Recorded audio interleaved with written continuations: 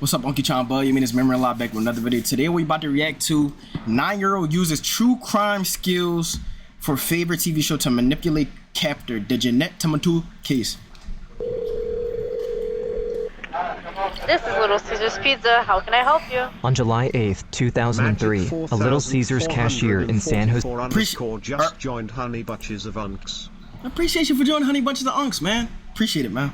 California, received the most unusual call. A little girl with a whimpering voice, holding back her tears as she spelled every letter of her address, one by one. Whoa! I'm sorry? Who is this? Little did they know, she had been kidnapped and her abductor was forcing her to call them. After multiple days of captivity, this had been her only contact with the outside world. He went downstairs, came back upstairs with the pizza and was standing with the pizza box and was staring at me.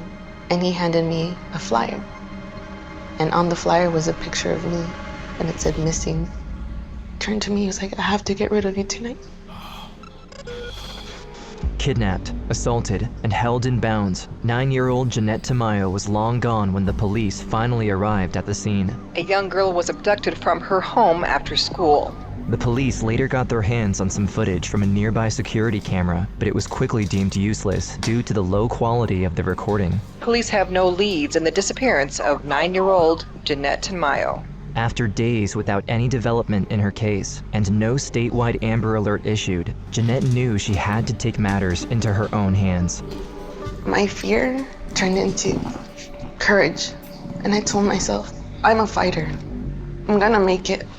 In the thriving city of San Jose, California, in the heart of Silicon Valley, 9-year-old Jeanette Tamayo just got off her school bus and was heading home. Once there, she noticed that the screen door was slightly ajar. She thought that maybe her mother came back from work early and didn't think much of it. Once inside, she went to her room and realized that something was wrong. Her bedroom window had been smashed and there was broken glass everywhere. She immediately took a step back and ran toward the phone to call her mom, but to her dismay, the cable had been cut off. Before she had time to understand what was happening, she heard someone knocking at the door. Jeanette turned around and saw a strange— No, bro, I ain't gonna lie. I've been through this shit, like, when a parent leave you home. That shit is the scariest thing when you young. That shit be scary. You be hearing, bro, I'm telling you, when you home alone, bro, you really be hearing the craziest shit. Bro, and when you in a shower too, bro, oh my god, that should be the scariest shit, bro. Stranger behind the screen. Scared and confused, she reluctantly opened it. And when he was asking me questions, he was kind of peeking inside, trying to see who was in there. And that started making me feel really uncomfortable, and I started slowly closing the sliding door. I got scared because I felt a really bad vibe from him. And he put his hand in the way, he slid it open, grabbed me, and took me to my brother's room.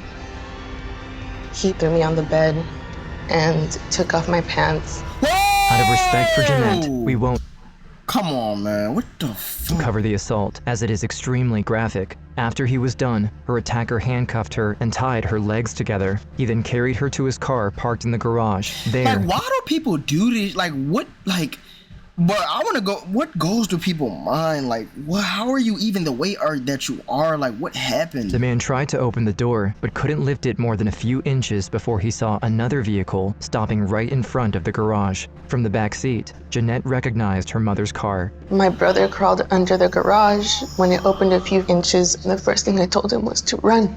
But her attacker was already at it. He got out of the car and started walking toward him. At only 15, Paul knew he wouldn't stand a chance, but he chose to fight him anyway. He grabbed a screwdriver from the counter and— Okay, I'm not the smartest guy in the world, but there's no way. I mean, let me see, can a 15-year-old nigga beat a grown-ass man? I mean, 15-year-olds nowadays, bro, they big as shit, but I don't know, bro. I ain't gonna lie, bro. I don't even know what I would do in this situation. I mean, that's just watch. Ran at him. The man then immediately disarmed him and started punching him in the face, over and over. Restrained by the handcuffs and the rope around her leg, Jeanette couldn't do anything except watch in horror as the man dragged her brother inside the house. As soon as they entered, they came face to face with Rosalia, Jeanette's mother. She attempted to fight the man and successfully separated him from her son. Then, Paul rushed toward the kitchen cabinet and pulled out a frying pan from it. He tried to help his mom, but once again, the man disarmed him before he could do anything and turned the improvised weapon against Rosalia, striking her repeatedly until she fell to the ground. I remember hearing my mom screaming, and it went quiet. I couldn't hear much after that. And I see the man rush back into the garage and into the car. And when I seen blood on his face, I was like, did you kill them? And he just started laughing, and I just started to cry. I was like, I didn't know if he had killed them. I didn't know, like, if they were there anymore, if he had killed them. And I was just thinking with the blood on his face that they were gone. So you're telling me in this nice-ass neighborhood, nobody heard nothing? What the fuck? My family was gone. Driving like a madman, Jeanette's kidnapper cut through some of her neighbor's bushes. Fighting through her restraints, she managed to turn around and take one last look at her house before they turned the corner. She felt an overwhelming feeling of relief when she made eye contact with Rosalia, running amok behind the car. Her face was heavily wounded and covered in blood, but at least she was alive. Not far behind, her brother Paul was painfully limping towards some bystanders, waving his arm in the air and screaming for help. As soon as the car passed the corner, Jeanette started to scream at the other drivers passing by, slamming her shoulder against the window in an attempt to catch their attention. But her undertaking didn't go unnoticed, as her attacker immediately grabbed the screwdriver from earlier and violently attacked her. After being hit twice, she moved out of his reach. I just remember sliding down, laying there and looking up at the ceiling of the car and just thinking to myself, I'm not gonna make it. I'm gonna die. Back at the house, after the police arrived, Rosalia was refusing to get into the ambulance. She was trying to explain everything that happened to the detective and the other officers, but her condition kept getting worse by the minute, and her panicked state didn't do much to help. So after they secured Paul, they had to force her onto a stretcher against her will. They were both sent to the nearest hospital. To a mother, I don't care what happened to you, you thinking and your kids, but I don't can do anything. I don't can do anything. I don't protect my kids.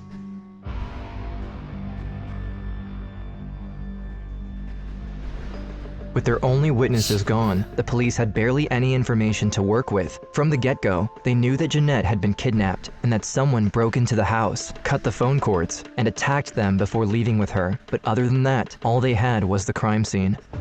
One of the first things that I did notice in the garage was a lot of blood. I knew at that point this was a very violent crime.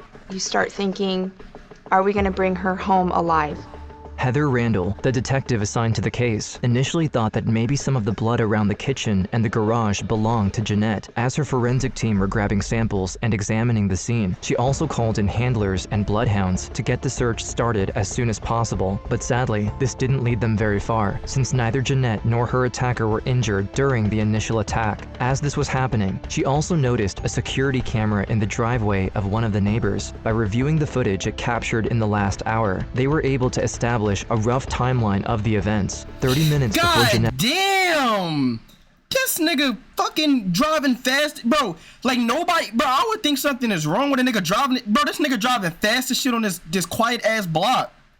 How does nobody like think anything, bro? arrived, her attacker smashed her bedroom window and burglarized the house. He then went back to his car and waited for Jeanette to arrive. Afterward, he followed her and knocked at the door. He then assaulted her in the bedroom for almost 30 minutes, at which point they headed to the garage. Meanwhile, Paul and Rosalia made it to the house. Bro, first of all, why are you leaving your bro? I'm not trying to blame nobody, but bro, under the age of like, I mean, everybody was like that, bro. When you know you getting older, you got siblings, bro. Siblings literally be like 2 years older than you, and they still be watching them. But y'all gotta stop doing that shit, bro. You gotta at least have like a babysitter, somebody keep eye of the house. Cause this is exactly why, bro. Shit be weird. Like, what the fuck, bro? This shit is making me mad. Last bit of the recording, we can clearly hear Rosalia and Paul screaming for help.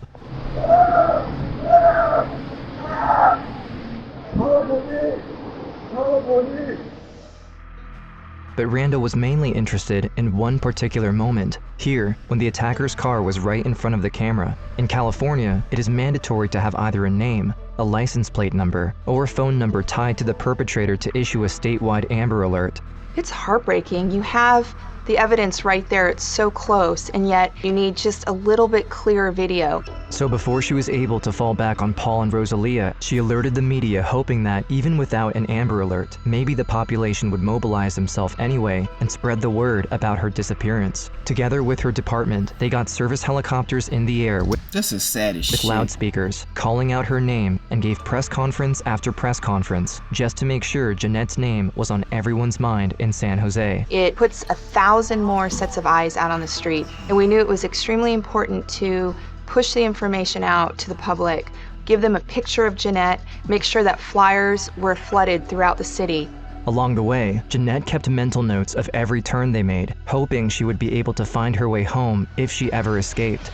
After a short ride, the car suddenly stopped. The man drove into the garage of a large white house. He opened the door, picked her up, and carried her inside. There, he went up the stairs to the second floor and opened a locked door. Behind it was a very small room with a TV, a little window, a bed, and a bathroom. He threw her on the ground and approached her with a menacing look. After each assault, he would clinch her wrist to the shower head using a pair of handcuffs, run the water, and leave her there for a while. Like, I started to break down and cry, and that was my only safe place, was the shower, because every time he left me in the shower was when he didn't touch me, he wouldn't hurt me, or he wouldn't rape me.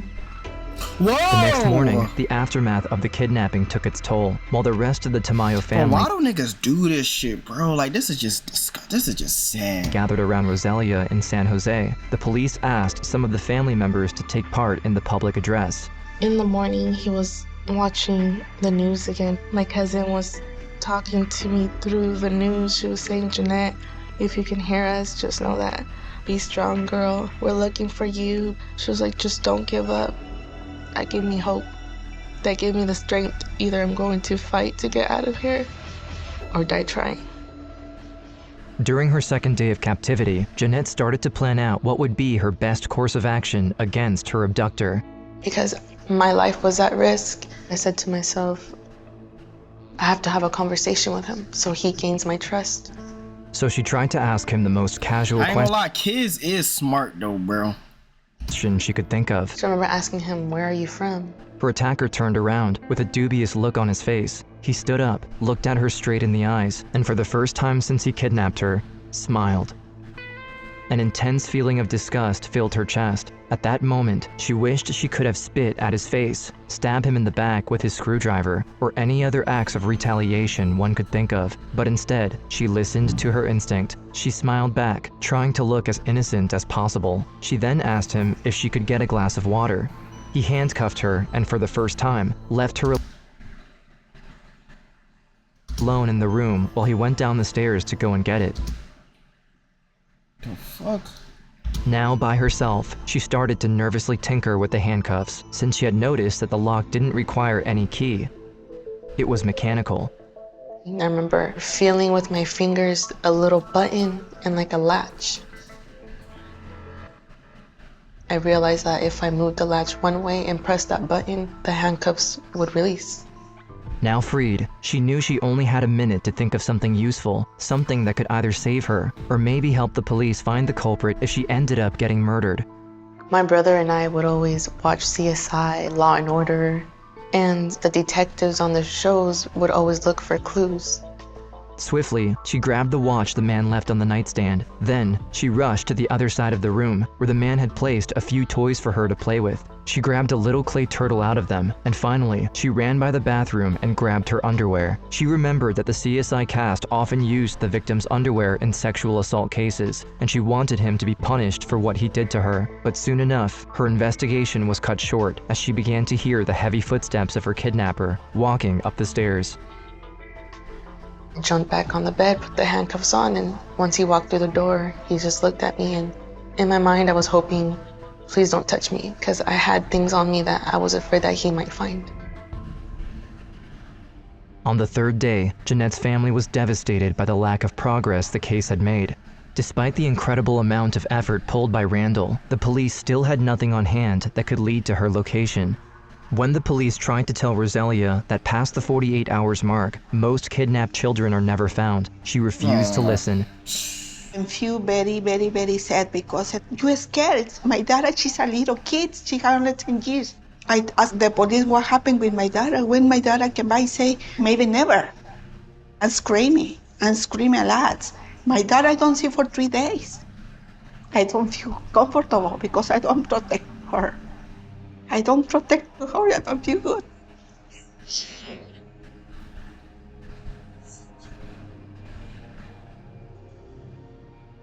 It is at this point that Jeanette became completely numbed to her kidnapper's assault. Her only impulse was to stay strong and stick to her strategy. She needed to continue to manipulate him. This was her only chance at survival. My befriending was working. He asked me, "Are you hungry?" And I looked at him and I said, "Yeah." He gave me his cell phone. He had a cell phone with him. And he made me call for pizza. He gave me the phone number of the cell phone that he had. And I gave it to the man.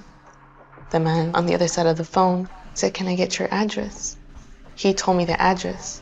And just like she did with the movement of the car 2 days ago, she memorized all of it. If she ever got away, she wanted to be sure she would be able to take him down afterward. Eventually, someone rang the doorbell, and her kidnapper left the room for a minute. When he came This is like...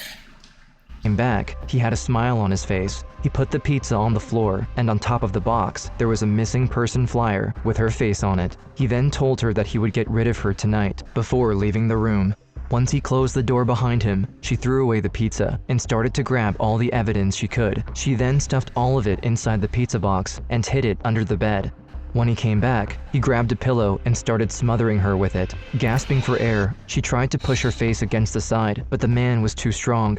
As the lack of oxygen started to take its toll, she felt an immense rush of adrenaline running through her body, and in one final push, successfully slid her face to the side, enough so that she was able to take one last breath. As soon as 5 seconds later, after I got some air, he pulled the pillow off and he asked me, "Do you want to take a shower?" When she came out of the shower, What? she quickly dressed up and made sure the pieces of evidence she gathered earlier were still in her pockets. She then heard someone knocking loudly at the door downstairs. She wanted to scream, but her kidnapper immediately jumped on her and put his hands over her mouth. Afraid that he would try to kill her again, she calmed down and waited for the person at the door to leave. We were sitting in the room for a while, and afterwards, when he heard that it was all quiet, that's when he took me downstairs into the garage. It was all dark. He then forced her into his car, put her back in handcuffs, and started driving. The ride was long, and Jeanette couldn't stop crying and screaming. Midway through it, she took a second to calm herself down in an attempt to make some sense of what had happened to her so far. I remember just crying to myself and just saying, I did the best I could. I was just preparing myself for my own death. But even then, she hadn't fully given up yet. Along the way, she once again did her best to remember every turn they took, but they rode for over 30 minutes, making it far more difficult than the first time. After a while, the car approached the neon-lit parking lot of a liquor store, not far from the highway. The car had stopped, and as soon as he stopped the car, he grabbed me by my hair. When I looked around, I was like, "Where are we?" And he was like, "I'm letting you go." And when he grabbed me by the back of my head, by my hair, he pulled me towards him. He was like, "If you ever tell anybody what I did or who I am or anything about me, I will come back for you and I will kill your family and I will kill you too." As her kidnapper left, she ran toward the liquor store. She couldn't believe she succeeded. She somehow gained his trust. These thoughts and emotions flooded her mind, and before she knew it, she Oh my god, that's still a weird guy, bro. What the fuck are you doing, bro? was face to face with the cashier. I was just all kinds of emotions in one, and I remember the gentleman that was behind the counter looking at me and asking me, "Are you okay?" And then he said, "You're the little girl from TV."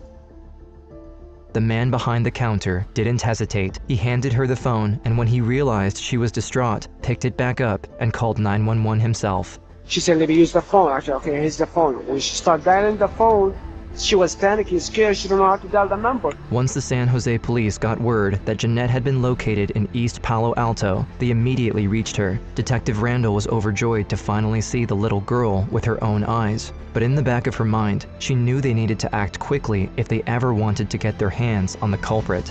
I walked up to her and I said, "Hello, Jeanette. My name's Heather, and I'm here to help you." And before I really said anything else, she let me know that she had some evidence in her pocket. She proceeded to pull the toys, her underwear, the kidnapper's watch, and other items out of her pockets. Shocked to see how clever the little girl was, Randall asked her if she had anything else that could help them catch him. Jeanette asked for a sheet of paper and drew the house, bits of the address, his exact phone number, and every other piece of information she could remember from her time with the Bro, she is smart as shit. What the fuck? kidnapper. Noticing how knowledgeable she was, Randall asked her a decisive question. I asked her, "Do you think you can find his house?" She said, "I think I can." And she said that she could direct us by saying right or left, right or left. While the police were heading back to San Jose to look for the man's house, another officer started to call every pizza place in the area to see if they could match the phone number to a complete address. But before they knew it, they were already closing in on the place as Jeanette shuddered with excitement in the back of the patrol car. I felt brave. I think that's why I stood up in the back of the car and started yelling and saying, "That's it." A few minutes later, Randall received a confirmation from the pizza place that this was, in fact, the right address, so she ordered a tactical team and a K-9 squad to raid the home. Our SWAT team then put a plan in place to go and take him into custody. They had a layout of the home from Jeanette, and they went in and were able to determine that he was hiding up in the attic.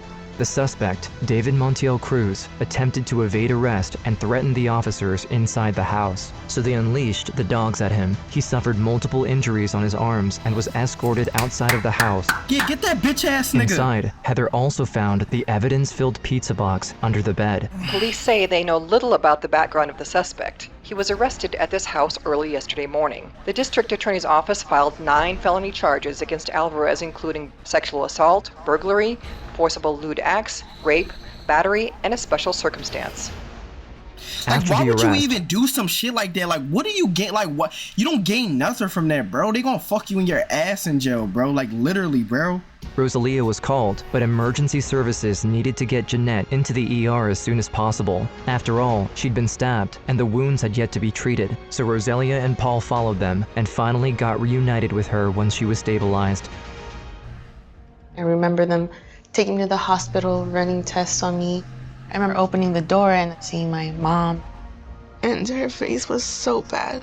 Like, she didn't even look like my mom. I think she touched my mom's face. She said, "You're hurt." You know, she was so brave. She didn't care about herself. She was worried about us. Bro, my bad. I'm not trying to bid. This cut is... you gotta cut this shit off, bloody. But, you know, it's not about that right now. You're everything to me, you and Paul were. Yeah. Very happy because finally my dad. For December, it's when she born, second time for me. The following years have not passed easily for Jeanette. For a time, she dealt with her personal pain on her own.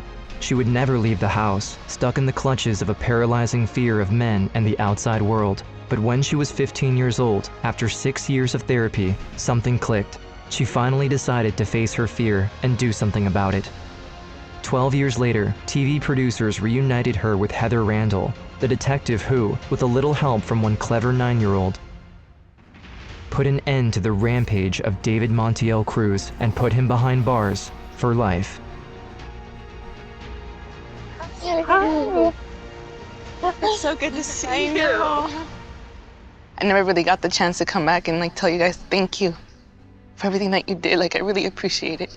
You were strong, you're smart. Yeah, I'm What kind of happened crying, was bro. you What the were fuck? amazing. You were brave, and that's why you're here today. Even if her trauma hindered her childhood, she didn't let it take over her life as an adult. Today, she decided to follow in Heather's footsteps and study law enforcement. Her goal is to one day be a detective and help her community in the same way Heather helped her. And on top of that, she also wants to become a voice for the missing and every victim of violence. Everybody has a story, and no matter what life throws at us, no matter what obstacles, we're all fighters. And we all have the ability to keep going. I turned my fear into courage. I got my family back. Oh, bro, that is... oh, this is... it's fucked up, but it's sweet. Oh.